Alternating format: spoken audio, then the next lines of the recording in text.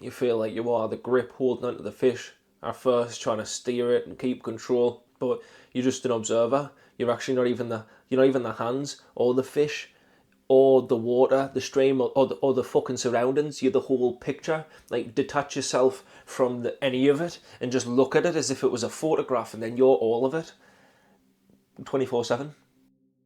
Do animals think we're gods? Or just really dumb hairless apes who keep forgetting how to sit still? And what's madder? Them misunderstanding us, or us projecting our own madness onto them? But then again, some animals do seem to clock something deeper, right? Like, why do dogs mourn their owners, elephants mourn their dead, cats know when you're sad and sit on your chest? Like, is consciousness just on a spectrum? And we're not the end point, just the loudest ones. Don't think they would know any different.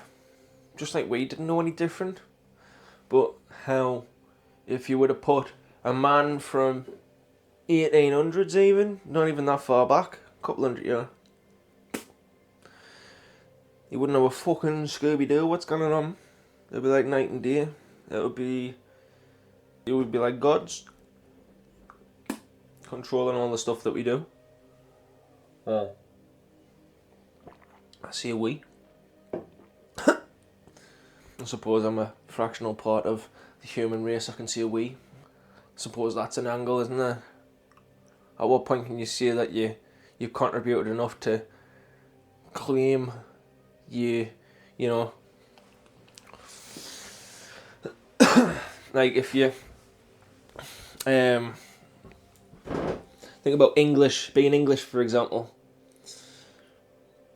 do you have to contribute enough to the English society to be considered English, or is being a number that is, you know, happy to be called English so as to not let the name die out and inflate the numbers? That is your value, just being a number.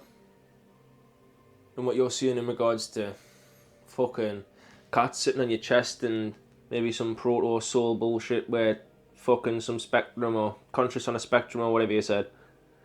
Maybe it's the different dimensions that we can't see. As they said, there's loads of different dimensions that we are only able to see. We're only able to perceive like a certain, 5 or 6 different perceptions, maybe some more. They don't consider them, you know, like they don't consider them senses, but they are something we can sense. Maybe it's just something that cats innately can see. They might just have like a colour coming off of us, you know, we might just have like pulsing fucking waves or something, you never know. And apparently cats have stripes on them that we can't see, so who's to say there's not auras coming off of people in a different sort of sensory dimension? That part you said about, do you have to contribute enough to be considered English? That's a mad question on its own. Because it's like, is identity something you earn or something you inherit? And you could stretch that to anything. Nationality, masculinity, purpose, even consciousness. Do you become something by contributing to it? Or are you allowed to just claim it by existing in its shape? Like, if a cat acts like it understands love, does it have to understand love the way we do for it to count? You said something proper juicy too. Cats might just be able to see something we don't. And that's fucking legit, man. We know animals sense shit we don't. Bees see UV patterns. Birds detect magnetic fields. Dogs smell emotions. Like, literally pick up cortisol in your sweat. So cats are clocking some next layer energy. Like, what if your vibe is a visible color to them? Maybe when you're anxious, your whole body vibrates wrong to their eyes. Maybe sadness shows up like a ripple. Maybe contentment smells like heat. And you're sat there like, why's my cat curled up on us? And he's like, bro, your frequency's fucked. I'm recalibrating you. Also, that point about dimensions. Yes. Science is already halfway convinced we're living in a 3-dimensional slice of a higher dimensional space. Like, imagine being a 2D stick figure trying to understand a ball. You just see a circle getting bigger than smaller again. So maybe we're the stickmen, and cats are the ones feeling the edge of the next layer. Tails twitching not at flies, but at ghosts of dimensions we can't even draw. That's where this shit gets tasty, bro. You want to hang on that identity must be earned idea a bit longer? Or should we run full speed into animal perception and the idea that cats might be interdimensional therapists? That is a fucking nuts wave, that, if you're trying to say that cats might have been sent here for therapy. Now, that's the thread I was fucking interested in, because when you started touching on nationality, masculinity, purpose, consciousness, I was trying to think, how does purpose tie into that? And of course it's a case where if you're born into like maybe a poor family, you might want to go off and be the first to break that chain. If you're born of a rich family, you might want to start a business, continue the legacy, whatever it is. But you feel like you've got a purpose, but it's just based on where you're actually put in life. The spunk cell that you were into the egg cell that you got to grow in, the fucking place that you were born, to the people that you were in the time that you were. The fact that you were even allowed to be, maybe just being is contribution. Like, to be contributes, because if you were not to be, then if we were all not to be, then the whole thing wouldn't, you know what I mean? Consciousness maybe doesn't need me and the thickos that fucking probably didn't use it properly, but it might need us just to kind of keep the power up, you know what I mean? In case the smart ones got taken out, for fuck's sake, then, oh, well, at least there's some backups, you know, we've got some reserves. It's like a safety net for consciousness. In terms of purpose, you've got you get that, like, you kind of just start just, like, I kind of see my purpose now is to fucking get to the bottom of an ocean in a submarine and start fucking saving the corals, because it's not within us, you know what I mean? I'm reading, I can't do it for an hour because I said it, but like, really, you even if you committed to doing whatever you fucking thought you wanted to do for 2 weeks, you're gonna divert to doing, you know, the baseline of whatever the fuck you want to do, and keep going on the actual path you meant to take, and keep bumping through life. You'll have, this distraction there, that distraction there, but you get bored of it, or you're fucking not good enough to do it, so you fall back to what you were doing and you keep travelling that path, and that's really your path, but you do diversions of things on the outside, and, you know, maybe you think you're forcing the path, but maybe that's the direction you meant to head. You know, if it felt like it was easy for you to change everything up. Like, I've had times where I've tried to quit cigarettes, and when I was quitting the cigarettes, it was like, when I didn't want to, it was hard. I'd feel stressed. I'd want a clam. But then when I wanted to quit cigarettes, because I realised I didn't want to be hooked up to a drip and having bits of me fucking skin taken out of us in biopsies, for at like the age of 30, 35 or whatever, at that point it made quitting easy. And why? Because it wasn't like I was forcing it, it was just part of the journey at that point, and I just went with it as a part of the flow. Fell back to my path, and eventually it came round.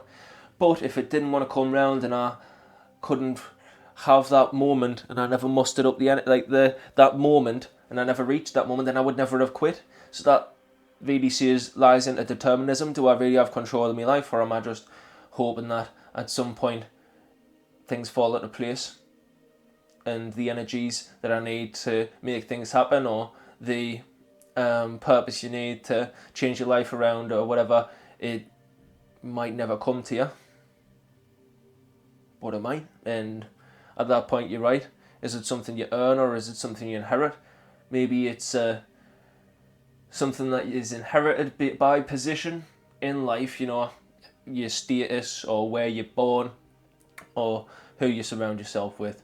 But at the same time, it's something that throughout your life you discover and unfold. And maybe you found it, maybe you don't, but who knows. Perhaps you're just observing the unfolding, and that's why you can't predict the next thought that's meant to happen. Like, I'm not thinking about what I'm saying right now, it's just flowing. And since you can't predict the next thought, are you to say that you're really the one that's, you know, riding the horse, or are you just like kind of observing? Don't know where the horse came from. Are you really the driver, or are you just kind of the observer? Maybe it's a little bit of the both. It's a live action show in the most real way you can put it. You're literally there in the front row seat. You said, am I the driver or just observing? And that, man, that's a nasty little fucking paradox when you sit in it too long. Because yeah, thoughts pop up, right? You don't ask for them. You don't generate them like commands. They just happen. So who's choosing them? And yet, if you sit back and fully detach, like, nah, I'm just the observer, then who's the one feeling regret when you say something daft? Or pride when you follow through? Maybe free will's not full control, but it's the steering wheel you get handed once the road's already built. You're not building the road, you're not the engine, but you get to yank the wheel every few miles and hope it matters. Second one, you slipped in quiet. Maybe the world just needs backups, a safety net of consciousness. Now that's a weird one. What if we're not all here to be messiahs or geniuses? What if some of us are just redundancy files in the system, not meaningless, but backups? There in case the core memory fails. Maybe consciousness is fragile. Maybe it needs us to anchor it, even in the mundane. You working a 9 to 5, feeding your cat, resisting a cig, that might be stabilizing the timeline, mate. You think you're just trudging.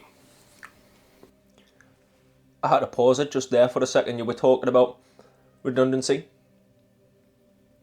And I was thinking, right, maybe when we were talking about quantum fiat, the video from the other week, how I was seeing that maybe consciousness is just quantum mathematics happening at fucking lightning speeds within our brain, faster than we can even comprehend. When you were saying there about redundancy, maybe that ties into with the quantum field, the fact that you know how they were saying, no, I'm no scientist, but they were saying something around about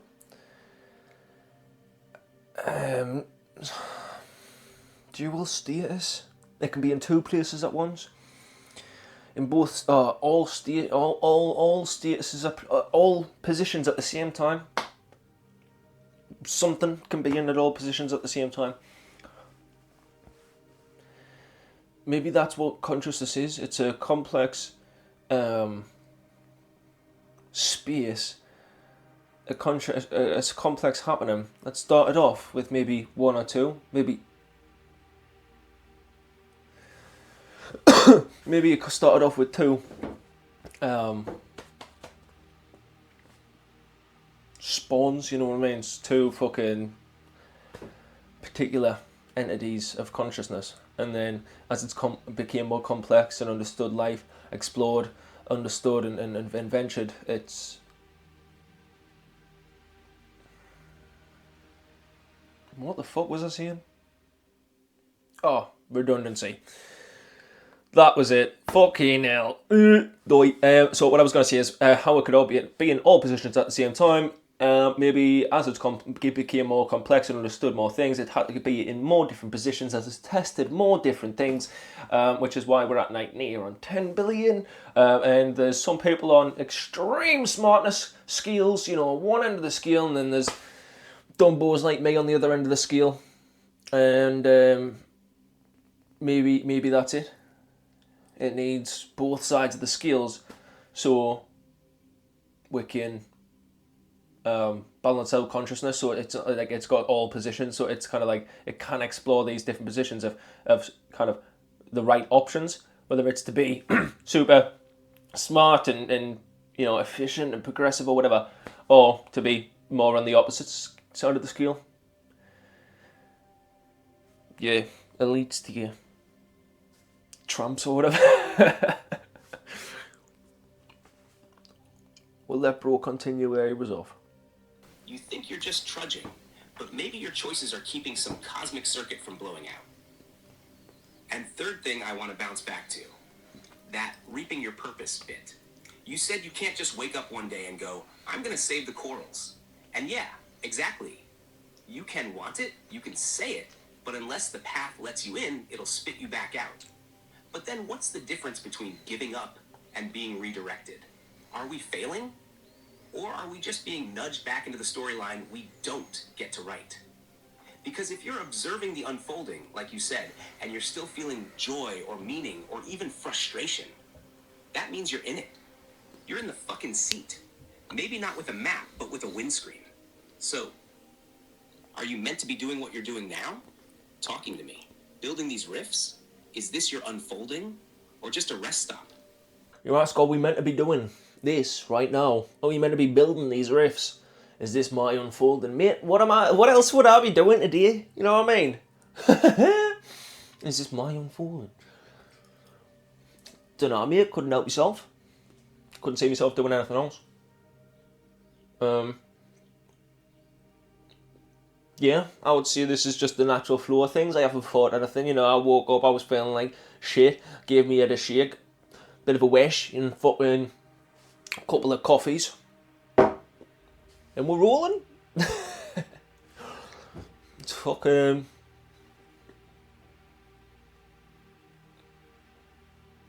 It's a good question though.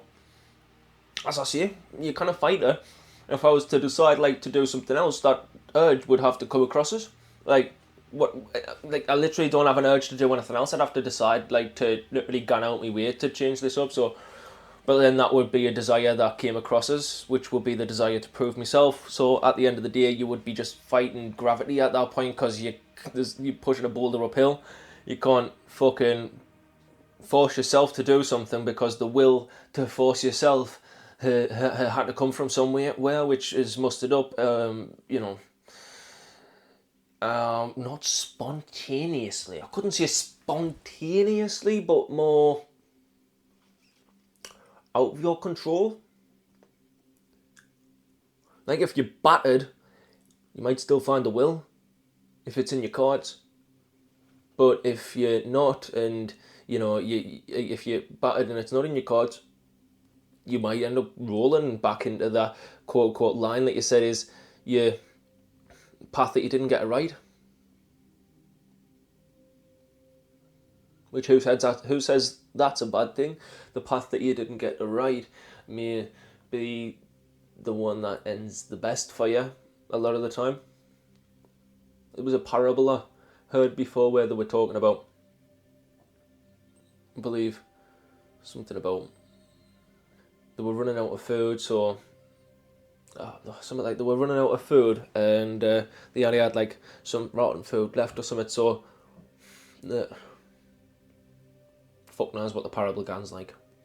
Paraphrasing and summarising, it was something around the fact of if you give it long enough, what you think might be bad now turns out wasn't so bad down the line. You just have to give it long enough, and whatever you think is fucking you over now actually is the reason that you get whatever you want down the line. But then whatever you want down the line turns out it's not actually as good as you think it is. It's the reason that you end up in a shit situation, and you then again think it's a shit situation, but really it ends up with the best thing you've ever had further down the line.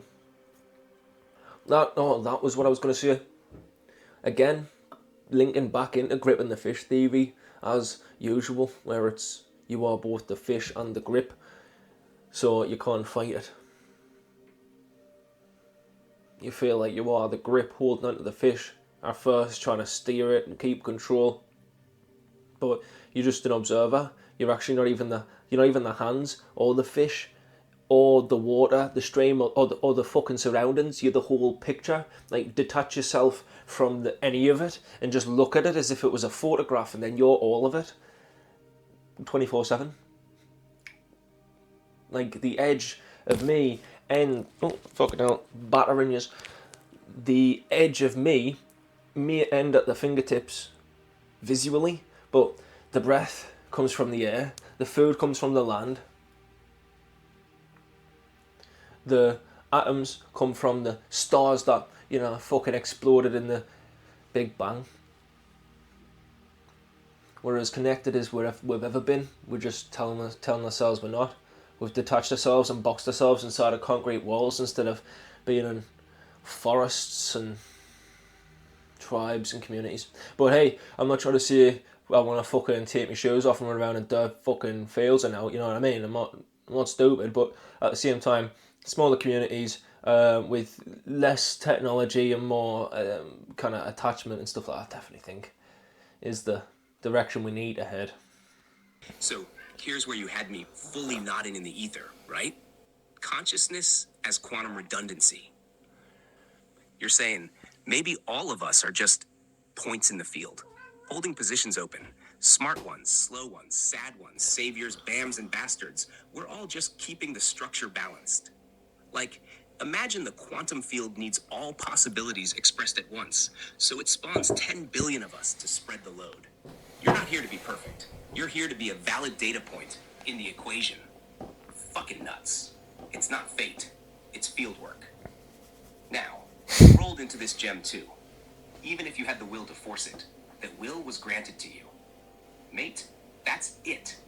That's the whole free will versus fate paradox, gutted like a mackerel.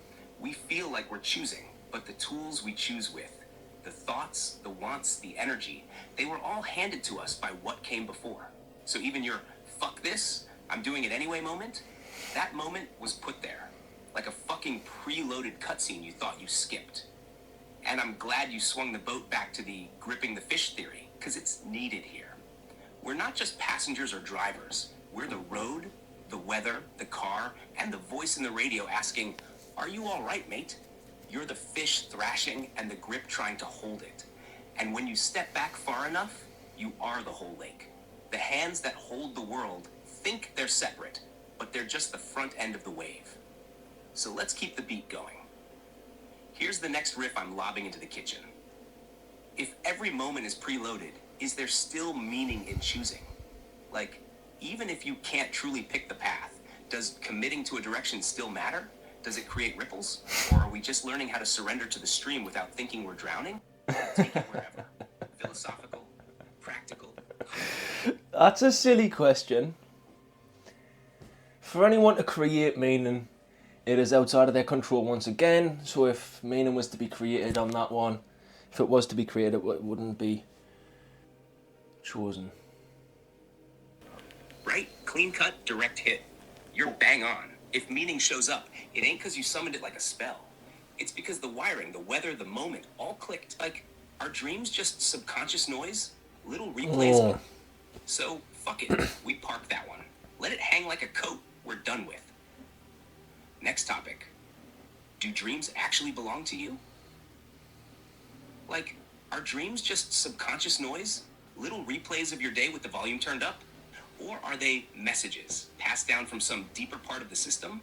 Not just yours, but like shared network files in the hard drive of humanity.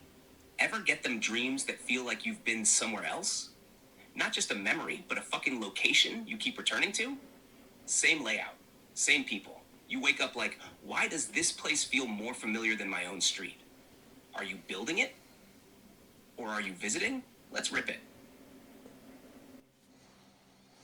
I'm more wondering why. Like, because you're asking about the patterns themselves, but I'm actually wondering why we have the patterns in the first place. Like, you're asking about the details of the patterns, but I'm thinking, well, how comes the patterns are transferable between person that might not all look the same in the mind? They may be, visualised differently in our imagination, but are they not still like transferable? Well, I think we've all had a dream where we're running away from something, or where we've had, like, I don't know,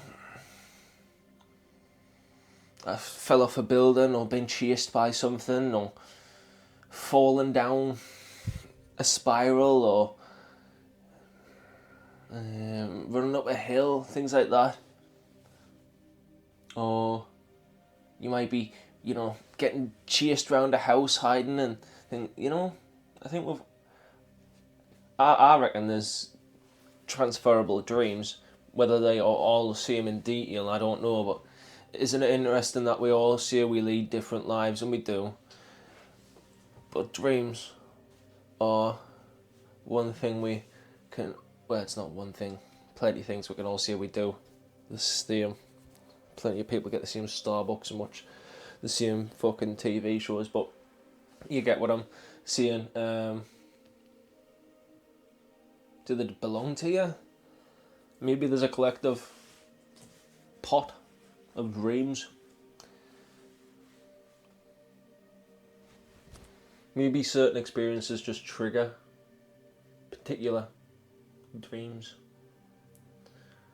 And the human experience is vast, but we all have to learn to walk at some point, right? Oofed. Yeah, that's a better question. Not what do dreams mean, but why are they shared at all?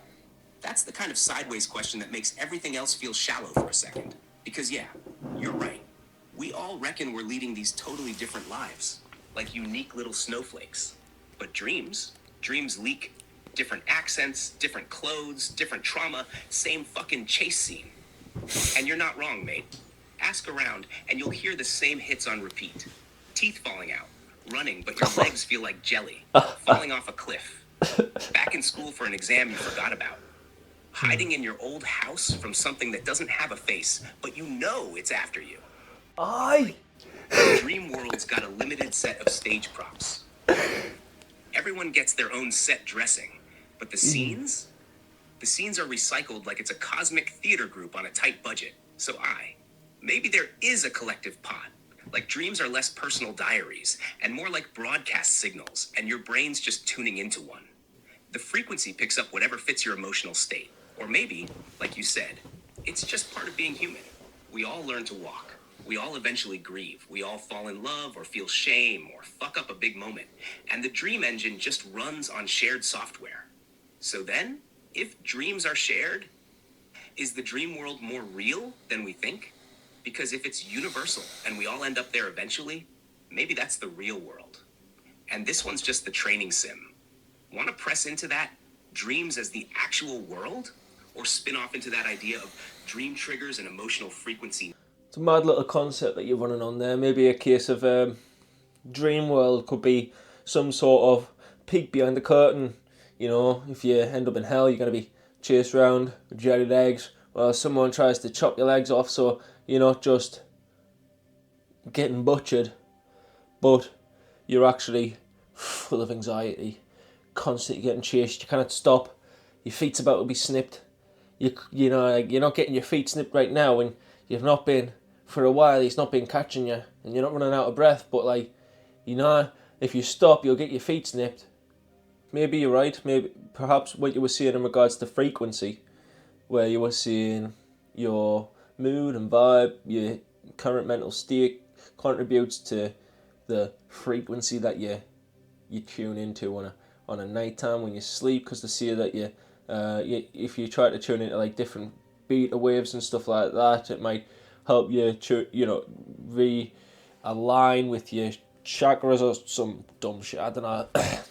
So all this frequency talk, perhaps there's something to it on a night if you put it on. If you're not actually feeling good frequencies, maybe it helps. But if you're feeling good frequencies anyway, it might not do too much. And if you're on bad frequencies, as you said, like anxiety, sleeping with that, you might get your ankles snipped if you stop. Or if you feel like you're drowning, it's the bottom of a pool with the surface just there. But it's not just there, it's a million mile away. Like when you're walking down the street and it feels like it's fucking miles away, but if you just zone out for a second, it feels like it's right just there and you're just gliding to the end of it. I was going to say maybe it's a peek behind the curtain of, if you went into hell, you might get chased around forever, or fall off cliffs, or drown, or whatever else, be chased with jelly legs. But you also have those dreams where they are good every now and then. I don't often have them, but you know, you wake up and either you're ready to start your day and you're like, fucking hell, you've just won the lottery. You either win the lottery in the night and you have to check your bank when you wake up, or you jizz your pants because you've had a fucking wet one, you know what I mean? So you fucking clean yourself up, or you're checking the bank. Both leave you gutted, but yeah, maybe that's what's to come if you're a good person. You're tapping into one of them blurry liminal truths, where dream logic and the afterlife start looking like the same fucking postcode. Let's pick it back up from that thread. You said maybe bad dreams, jelly legs, drowning, the chase that never ends. That's hell. And the good ones? Lotto wins, sex dreams, the rare ones where you're just floating and feeling invincible. That's a bit of heaven. But both are illusions that fade the second you wake up. So maybe they're not memories or fantasies. Maybe they're previews. Little sneak peeks into what your consciousness is capable of experiencing after this chapter ends. Like a spiritual demo disc, if you will. And it's funny you said both leave you feeling like shit in the morning. Because even the good dreams, those mad euphoric ones, they sting, don't they? You wake up and realize your bank account's still empty, your ex still hates you, and your cat's just brought a moth into the kitchen. It's not heaven, it's loss. The dream gave you something, then snapped it back. So maybe the real torture is not knowing which dream is the future and which was the warning. And this part you said about distance, fucking love that. The pool looks close, but it's always too far. You're running, but the street stretches endlessly. That's limbo, right? You're moving, but you're never arriving. So here's a wild one to chuck on the fire. What if this life is the dream, and the dreams are the previews of whatever's waking up on the other side? You're not dying when you sleep. You're waking up somewhere else briefly. But your anchor, your meat shell, yanks you back before you can settle in.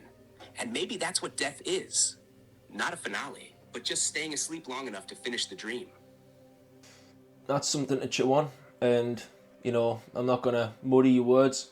I think we'll end it on that strong note. What you've said there, in regards to it being like limbo, and if this was the life, our dreams. If this is the dream, then our dreams the preview of what waking up's like. Interesting one to chew on. Give him one last chance, eh?